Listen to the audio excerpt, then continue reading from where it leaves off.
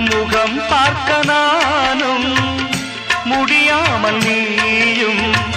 திரை போட்டு உன்னை மறைத்தாலே பாவம் ஒரு முறையேனும் திருமுகம் காணும் வரம் தர வேண்டும் எனக்கு அது போதும்